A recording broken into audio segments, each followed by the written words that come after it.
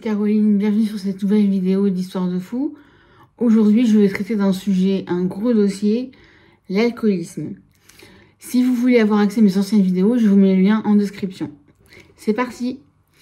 Alors, l'alcoolisme, un gros dossier, c'est l'addiction la plus courante en France avec le tabac. On est le pays du vin, donc voilà, c'est très souvent le rosé entre copines à l'apéro, les dîners de famille bien arrosés. Voilà, donc c'est très commun en France. Mais par contre, l'alcoolisme au féminin, c'est un sujet qui est un peu tabou encore. Et c'est pour ça que j'ai eu envie d'en parler aujourd'hui. Alors, pour vous parler d'alcool, je vais vous raconter un peu mon histoire. Moi, j'ai bu mon premier verre d'alcool à 16 ans, le jour de mes 16 ans, pour mon anniversaire.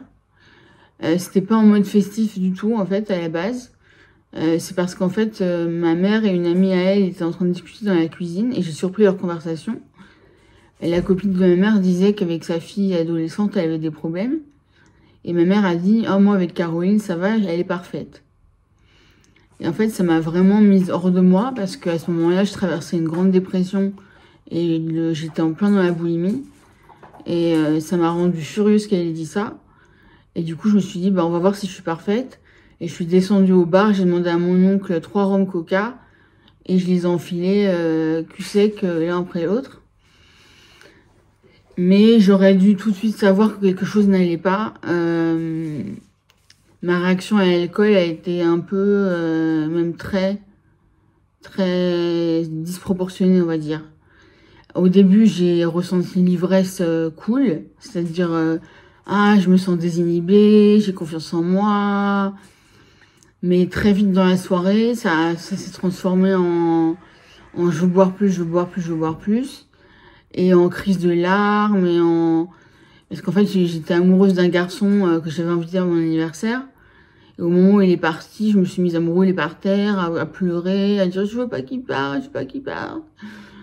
Et je l'ai suivi dans la rue en robe et en collant, sans chaussures, sans manteau, en plein mois de mars, pardon, pour finalement m'effondrer dans la rue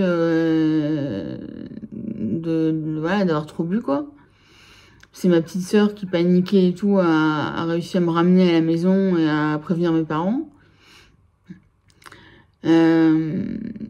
Déjà, voilà, dès la première fois, dès ma première alcoolisation, je n'ai pas su m'arrêter et c'est parti en bad trip. J'aurais dû savoir dès ce moment-là que l'alcool et moi, c'était pas un bon mélange. Mais hélas, on n'apprend pas forcément de ces leçons tout de suite. Et en plus, mes parents, je pensais qu'ils allaient m'engueuler de ouf. Et en fait, pas du tout. Ils se sont foutus de ma gueule en mode « Ah, bah dis donc, t'as pris une sacrée cuite, tu dois avoir mal à la tête. » Voilà. Donc, du coup, ça n'a pas eu l'impact que je voulais sur ma mère, c'est-à-dire un appel à l'aide. Et je me suis retrouvée, voilà, passed out, dans la rue, en petite robe de soirée, sous la pluie, avec ma soeur qui me ramenait chez moi, quoi. En soirée, moi, j'étais toujours celle qui terminait les verres à 7 h du mat, avec mon pote Kev, dans la cuisine, à finir la vodka à 7 h du matin. En fait, une fois lancée, plus possible de m'arrêter. Jusqu'à ce que je m'évanouisse, en fait. Jusqu'à ce que ce soit, voilà, jusqu'à ce que je tombe dans le coma. Une fois lancé, il était plus possible de m'arrêter malgré les conséquences négatives. Et c'est ça la définition de l'addiction. La définition de l'addiction, c'est utiliser une substance ou un comportement, ne pas pouvoir s'en empêcher malgré les conséquences négatives que ça a sur votre vie. Ensuite, les années ont passé, j'ai commencé à boire les lendemains de soirée pour éviter la gueule de bois. Donc, ce qui était maintenant une soirée, ça devenait 2-3 jours d'alcoolisation non-stop. À la séparation de mes parents, quand j'avais 21 ans, mon père était dans une grave dépression et il me parlait toutes les nuits jusqu'à 5 h du matin de ma mère, de pourquoi ils étaient plus ensemble et tout ça. Et donc, pour tenir, mais surtout pour appeler à l'aide, je me suis mise à boire devant lui. Mais il n'a pas réagi.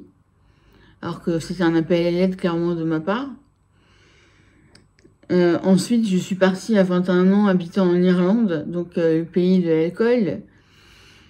Et là-bas, j'ai commencé à boire 4-5 pintes à chaque fois que j'allais au pub. Donc au début, c'était une fois par semaine, puis des fois plus.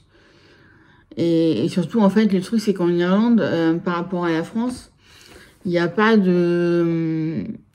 Il n'y a pas de shaming le lendemain, en fait. Il n'y a pas de « Ah, là, hier, t'as vu ce que t'as fait ?» et tout. Il n'y a pas ça. Personne ne vous critique, en fait, si vous êtes bourré. Et si vous faites de la merde, personne ne vous critique. Donc moi, j'étais là « Ouais, trop cool !» Mais je buvais quand même beaucoup. Mais je me rendais pas compte, en fait. Pour moi, je faisais la fête, c'était marrant, et voilà, c'est tout. Ensuite, quand j'ai eu 24 ans, j'ai obtenu mon concours de professeur d'anglais. Et j'ai commencé à faire des soirées. J'avais un copain à l'époque qui s'appelait Olivier. Et on vivait ensemble et on faisait des apéros tous les lundis soirs. À la base, c'était ça. Et puis les mois ont passé et le lundi soir, c'est devenu le lundi soir et le mercredi soir. Puis le lundi soir et le mercredi soir et le vendredi soir. Puis c'est devenu tous les jours. Puis c'est devenu sans lui. Et en plus, j'avais un ami qui habitait pas loin de chez moi, qui était aussi alcoolique. Et du coup, avec qui je me faisais des soirées les jours de la semaine où je pouvais pas picoler chez moi, j'allais picoler chez lui. Donc en fait, je buvais pratiquement tous les soirs, entre 1 à 2 bouteilles de vin blanc par personne. Voilà, donc c'est quand même beaucoup. Ensuite, ma deuxième année de prof, ma dépression a recommencé parce que je vivais une période difficile au travail. Ma dépression est revenue et là, j'ai vraiment plongé. En 1 an, j'ai vraiment plongé totalement, quoi. Et du coup, je me suis séparée de mon copain Olivier parce qu'il m'empêchait de boire. Et je voulais boire toute seule et boire quand je voulais, ce que je voulais. Donc je me suis séparée de lui alors que je l'aimais. Et j'ai pris un appart à moi toute seule. Et c'est pathétique, hein, mais je vous dis ça parce que c'est important que je sois vraie par rapport à ce sujet-là, parce que sinon ça pourra pas résonner en vous, je pense.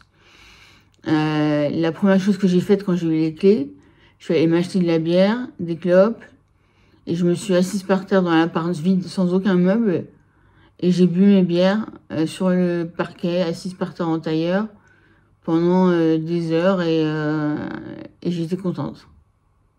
Voilà. Alors que c'est pathétique. Mais moi, sur le moment, j'étais contente. Enfin, j'avais conscience que c'était pathétique, mais j'étais quand même contente. Je me sentais libre. Donc avec le boulot, bah ça a commencé à mal se passer parce que du coup, je gérais de moins en moins bien les gueules de bois du lendemain. Et puis bah ça s'est su. Il y a une collègue à moi qui m'a dénoncé à la principale. Alors je me suis défendue en disant que par contre je ne buvais jamais la journée pendant les cours, ce qui était vrai. Mais du coup, une fois que la collègue m'a dénoncé, j'ai plus le courage d'y retourner, donc je me suis mise en arrêt. Et là, ça a été la pire chose que j'aurais pu faire. Je me suis vraiment effondrée dans l'école à ce moment-là. J'ai commencé à boire le matin, puis toute la journée, puis le matin, puis toute la journée, le matin, toute la journée, comme ça, sans jamais de pause.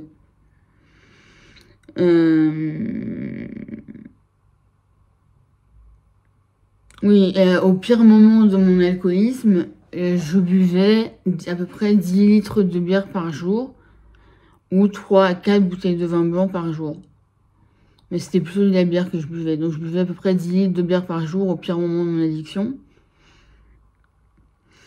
Les conséquences, c'était que j'ai claqué tout mon argent.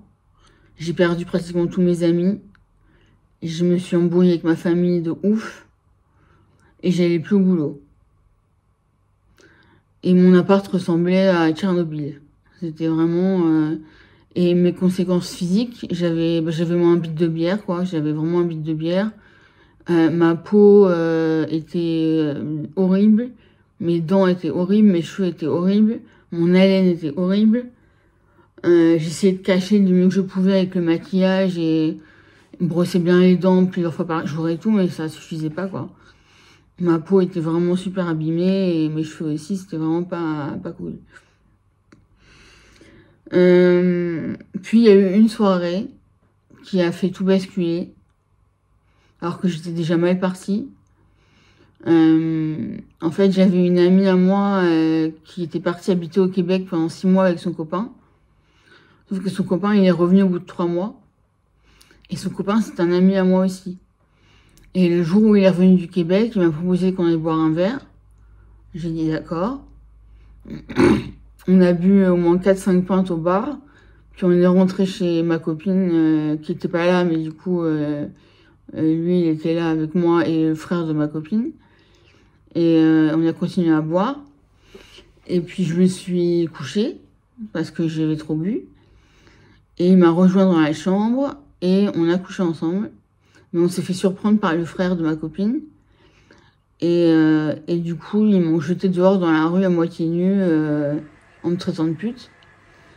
Et ça a eu un impact sur moi atroce. Je m'en voulais tellement de ce que j'avais fait, j'arrivais pas à croire que j'avais franchi cette barrière-là, quoi. De coucher avec le mec de ma meilleure amie, pratiquement, quoi. Voilà, donc... Et du coup, suite à ça, j'avais tellement de culpabilité que ça m'a fait encore plus replonger dans l'alcool. Encore plus de problèmes relationnels avec les gens, de moins en moins de vie sociale, de moins en moins de sorties, de moins en moins de rien en fait. Tout ce qui comptait, c'est d'avoir ma bouteille le matin et ma bouteille le soir et voilà quoi. Du coup, pendant l'année 2013, j'ai fait 7 tentatives de suicide. Parce que le problème, c'est que l'alcool, ça vous désinhibe. Et du coup, vous passez à l'acte, en fait. Donc, j'ai fait 7 tentatives de suicide. Et après ces 7 tentatives de suicide ratées, j'ai décidé de céder à la demande de mes parents qui voulaient m'envoyer en hospitalisation. Je me suis dit, bon, ça marchera jamais, mais si ça peut les rassurer pendant quelques semaines, ok, voilà, bon. Mais je me suis dit, j'y vais en me disant, ça ne marchera jamais. Et j'y suis allée, et je pensais que ça allait durer 6 semaines, et en fait, je suis restée 4 mois, à ma demande. Et ça m'a fait un bien fou. Ma dépression est partie, donc j'avais plus envie de boire. Parce qu'en fait, pour moi, l'alcool, c'était de l'automédicamentation, pardon. C'était vraiment un antidépresseur et un anti-anxiolytique pour moi, l'alcool. Donc, vu que ma dépression, mon anxiété, elle est mieux à l'hôpital, du coup, j'avais plus envie de boire. J'ai rechuté quand même quelques fois et tout, mais ça allait, quoi. Et quand je suis sortie au bout des 4 mois, au début, ça allait. Et puis après, je me suis remise à boire environ 4 pintes par jour. Ce qui était quand même beaucoup moins que d'avant, où je buvais le matin et tout. Et là, je buvais 4 pintes par jour vers 16-17 heures jusqu'à 20 heures, quoi, environ. Et puis, mon ex, avec qui j'étais à l'époque, qui était toxicomane, m'a proposé de me faire essayer une drogue psychédélique qui venait de sortir. Il m'a dit, tu verras, ça aide à lâcher prise, à pardonner, à guérir. Alors j'ai dit, ok, on essaye. Et franchement, je ne suis pas en train de faire l'apologie de la drogue. Je ne dis pas qu'il faut se droguer pour arrêter de boire. Mais moi, en tout cas, cette fois-là où j'ai pris ce produit psychédélique à tout petit dosage, ça m'a libérée complètement.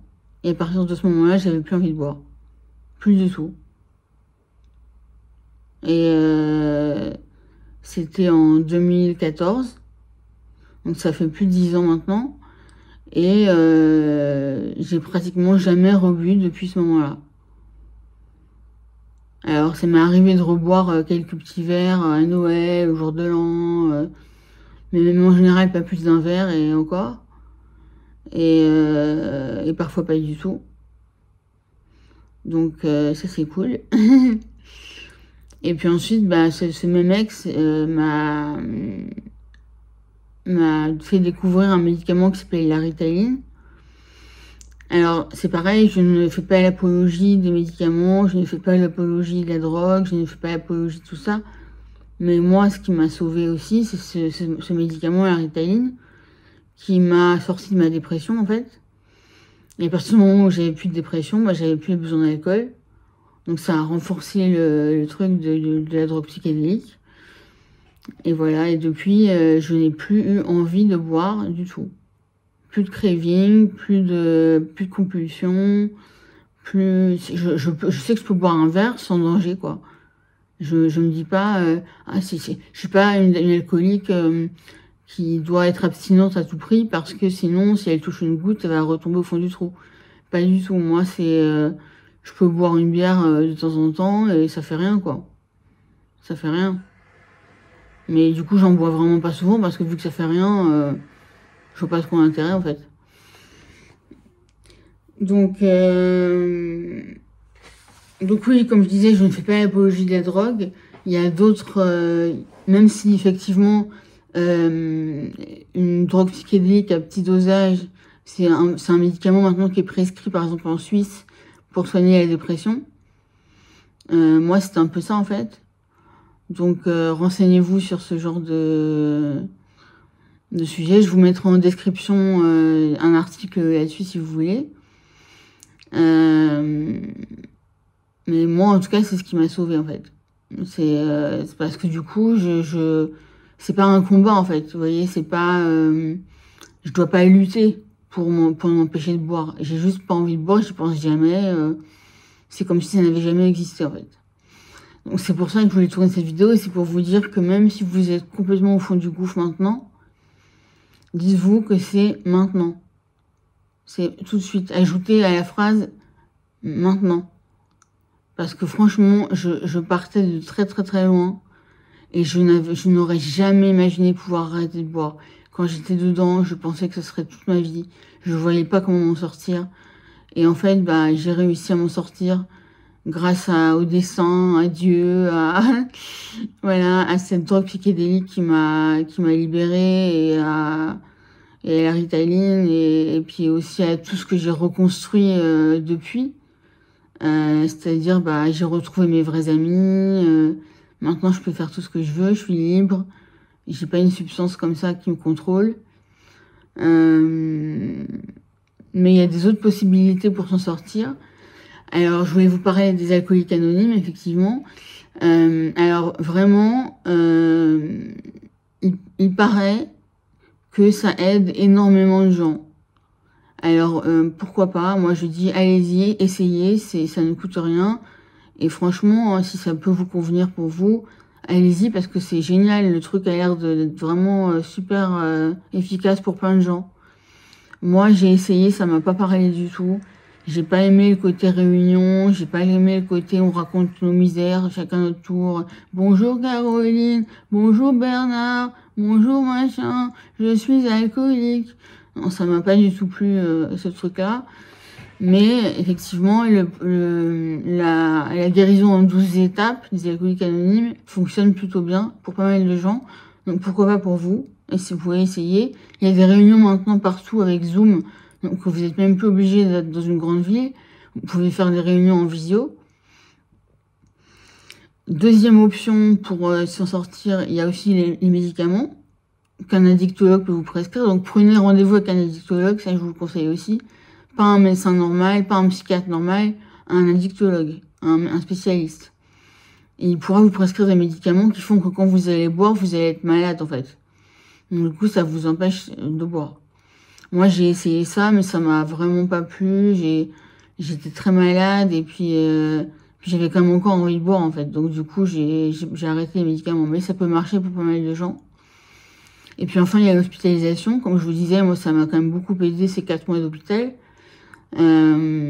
Mais le truc vraiment important que je voulais vous dire, c'est que en fait, ce qu'il faut faire le plus, c'est revenir à la source du problème original pour le soigner. Et du coup, l'alcool, après, c'est la conséquence. Mais c'est pas la cause. Moi, ma cause, c'était ma dépression. Et du coup, quand j'ai soigné ma dépression, l'alcool n'avait plus de raison d'être. Voilà, c'est ça que je vous encourage à faire. Bon, bah voilà, les zinzins, je crois que c'est tout pour aujourd'hui. J'espère que cette vidéo vous aura plu. N'hésitez pas à vous abonner, à liker, à commenter. Non, à commenter vraiment parce que ce serait vraiment cool d'échanger avec vous. J'aimerais vraiment bien. Et à partager parce que c'est comme ça que YouTube fonctionne. Et je vous dis à la prochaine fois les amis. Salut!